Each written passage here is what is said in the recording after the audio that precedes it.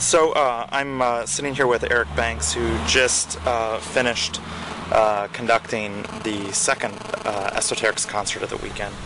And Eric, you did the same concert last night, and it's inspired by nature, the fleeting joys of nature. Sure. Yes. How did you get the idea to build a concert off of that idea? Sometimes the theme comes to me and then the pieces come after the theme, and sometimes I want a particular piece and the theme comes after the pieces. So I knew that we were going to do Don Skirvin's Cycle Awakening because it was slated to be done. He'd written it for us to do this August. And I wanted it to be kind of an amuse-bouche for the choral symphony that he's about to write in October. So people could hear his work and then want to come and hear another one. So because those particular pieces were slated for the program, I wanted to kind of build a program around that.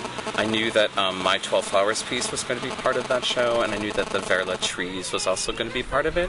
So with those three pieces and the poems that are in those pieces, I found the other pieces to kind of fill out the program along that theme.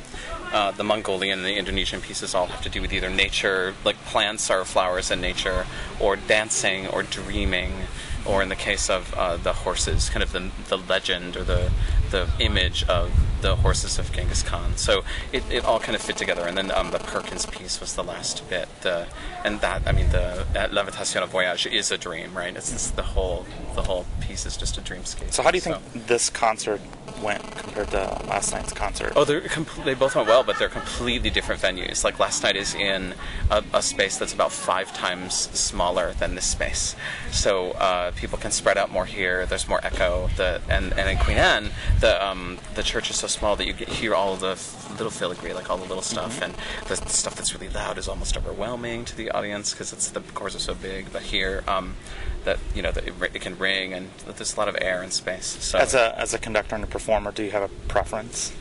Oh, no, I like doing both.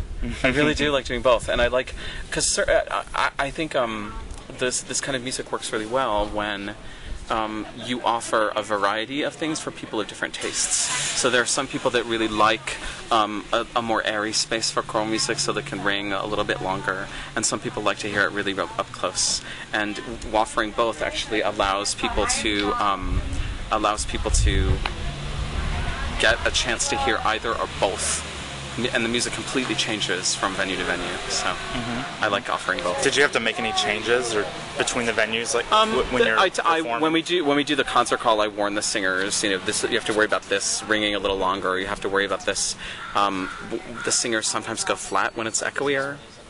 And sometimes also just because the echoey space is after the not echoey space, you get that problem as well. So people get more used to it and then get more flat. So it's something you have to worry about, or sharp. I mean, it just depends on the piece. So. I was really intrigued by your piece 12 Flowers. Oh, okay. And thanks. What really didn't movements.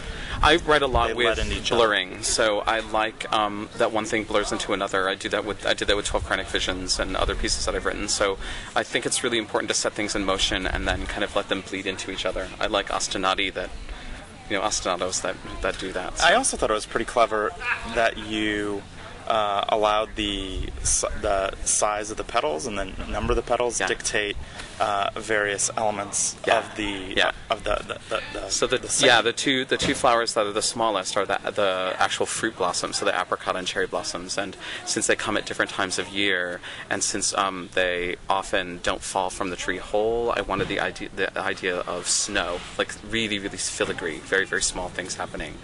So the cherry blossoms kind of whirl, and the apricot blossoms are they spurt. I think I did something with things that are more jagged than just kind of falling. How did you get that idea to do that?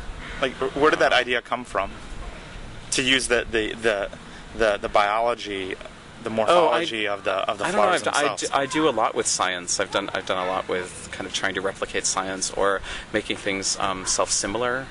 Or does that make sense? So making things kind of replicate themselves. Like I love fractal geometry, and I love things that kind of show symmetry over and over again. So I do that in my music as often as I can. Yeah. Well, it showed up later as well in the program with the and the two Mongolian folk songs when the rhythms and so forth. Yeah, absolutely. Based on the galloping of the Mongolian horses. When's your next concert? October. Is that the official start of the Esoterics season? No, we start at the beginning of every calendar year. So out of 6 concerts, this one is going to be the 5th one.